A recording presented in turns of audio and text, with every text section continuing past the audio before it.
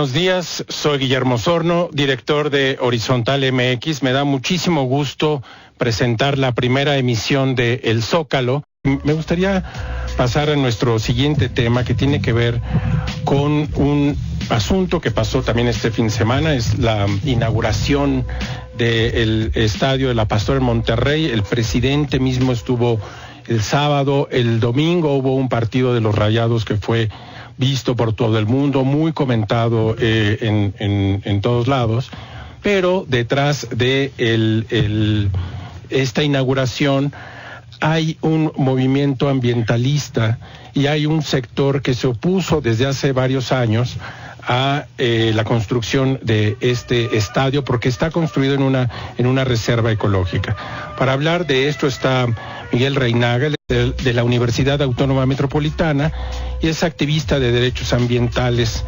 Nosotros en Horizontal MX publicamos un texto de Jimena Peredo, se puede visitar si visitan la red @horizontalmx, ahí está la referencia. Jimena Peredo hizo un recuento de esta lucha y reflexionaba al final de por qué la perdieron. Miguel, cuéntanos del origen de este movimiento en contra de la construcción del Estado.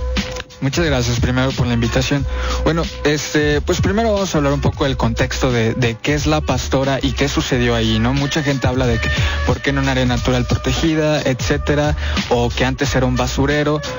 Primero, ante la intención de construir un estadio para los Rayados por parte del promovente, que es FEMSA, se estuvieron buscando diferentes lugares en Monterrey. Al final se decide que la zona denominada La Pastora en Monterrey era un buen lugar por diferentes cuestiones.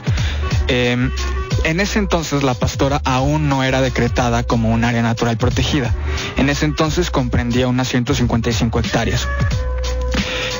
Al haber esta inquietud del estadio, se forman diferentes grupos ciudadanos para la defensa de esa zona, de esa área verde, y ante esta situación el gobierno decide hacer una separación de hectáreas, en donde hace una separación para decretar como área natural protegida y deja fuera una cantidad de hectáreas que deja libres precisamente para ceder en comodato a FEMSA por 60 años, violando la ley de administración financiera del Estado de Nuevo León con esto. Entonces, pues esto fue algo amañado, ¿no? El dividir estas hectáreas para dejar un pedazo para FEMSA, dejar un pedazo de área verde, aparentemente. Cuando todo en un conjunto representa el bosque La Pastora, ¿no? Estamos hablando de un bosque galería asociado a un bosque de encinos con matorrales, y cuando decimos matorrales, para mucha gente los demerita y les hace menos. Escuchaba comentarios de Facebook de la gente que dice, bueno, es que esto no es Canadá, no vamos a ver pinos. Y evidentemente los matorrales forman parte de una flora nativa importante en Nuevo León, que además de que es importante en contextos biológicos, el mismo Estado de Nuevo León los cataloga como importantes en su Plan Nacional ante el Cambio Climático, elaborado por el TEC de Monterrey para el Estado de Nuevo León, donde mencionan que flora como mezquites y pastizales, que es flora que se encuentra en La Pastora o se encontraba en La Pastora, era importante para acciones ante el cambio climático. Bueno, parece que no importó el Plan Nacional ante el Cambio Climático y se deforestaron más de 25 hectáreas, cuando las hectáreas cedidas legalmente fueron 24,5 hectáreas. Se deforestaron un número importante adicional de hectáreas de manera ilegal. Se presentaron por diferentes ciudadanos denuncias ante Profepa, que es la autoridad competente para atender este tipo de casos, y bueno, no se sancionó de ninguna manera, no se amonestó de ninguna manera. Además de esto, el grupo del que formo parte y otros grupos ciudadanos metimos diferentes recursos legales a las instancias competentes, entre ellos un juicio de nulidad que aún sigue vigente, aún sigue el juicio, que es un recurso para pedir la nulidad del permiso que otorgó Semarnat por obvias razones, ¿no? ¿El estadio se pudo haber construido en cualquier otra zona de Monterrey? Claro, evidentemente hubo mucha gente, hubo diferentes políticos en la época donde hubo este boom de la construcción del estadio, en donde se ofrecieron diferentes lugares mucho más adecuados, en donde, bueno, no encontrábamos más de 50 especies de floras, más de 105 especies de fauna, en donde más de 15 de estas especies de fauna están en algún estatus de protección bajo la NOM 059 Semarnat 2010 o bajo listas internacionales, como es el caso de la Red List de la Unión Internacional para la Conservación de la Naturaleza. Una de las cosas que me impresionaba de leer el texto de Jimena Peredo es que en el mundo de lo simbólico, digamos, en la batalla por los símbolos, obviamente la protección de un área como la Pastora frente a los Rayados, el fútbol, FEMSA, las cervezas, pues en Monterrey no hay nada que, o sea, había muy poco que ganar.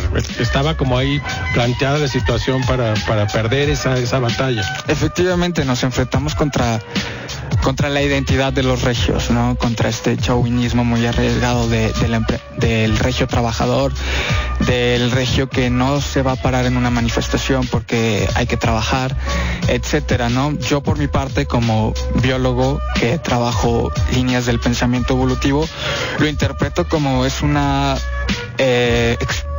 se relaciona mucho con cómo nos vemos como especie en relación a las otras especies, ¿no? No nos sentimos animales, entonces no es preocupante destruir especies de otro tipo. Y bueno, es el problema, ¿no? No somos parte de nuestra realidad biológica, lo cual el día de mañana nos va a convertir en refugiados ambientales. Otro asunto importante también a destacar de este asunto, bueno, perdón, vamos a ir a un corte, sí, y claro, después seguimos platicando contigo, Miguel Reinaga, sobre la Pastora en Monterrey. Muchas gracias. Y hablábamos con Miguel Reinaga, Paula, sobre este conflicto ambiental a propósito del estadio de los Rayados en la Pastora. Y me quedó una duda, Miguel. Pues Monterrey, en fin, esto es solamente uno de los otros desastres ambientales de Monterrey, que tiene que ver al final con como decías, cómo nos concebimos a nosotros mismos como animales y también cómo nos concebimos, digamos, en relación con nuestro entorno, si privilegiamos el desarrollo social el desarrollo económico, frente al desarrollo, frente a la conservación ecológica, en fin. Márcanos el contexto de Monterrey. Sí, bueno, pues Monterrey actualmente es la ciudad más contaminada de Latinoamérica, inclusive mucho más que el DF, cuando los regios todavía piensan que el DF es una ciudad mucho más contaminada. Hay un déficit de áreas verdes de más de 15 millones de metros cuadrados, en donde un regio en promedio tiene 5 metros cuadrados de área verde por habitante, cuando la Organización Mundial para la Salud recomienda un mínimo de 9 metros cuadrados por habitante, ¿no? Entonces la problemática es grave, hace falta un verdadero diagnóstico ambiental seguido de un plan y su ejecución, y que haya una verdadera evaluación al respecto, ¿no? Muy bien, pues muchas gracias. Una cosa más, ¿qué es lo que sigue para la Pastora y los activistas? Seguimos en pie con el juicio de nulidad que te comentaba, que es un recurso legal que pide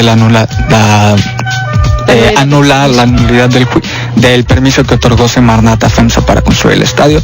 Por otra parte está la problemática actualmente de la pirotecnia y de la contaminación ambiental, especialmente del ruido por parte del estadio, en donde hay un zoológico aparte al lado del estadio. Entonces en el zoológico habitan más de 700 individuos de más de 100 especies.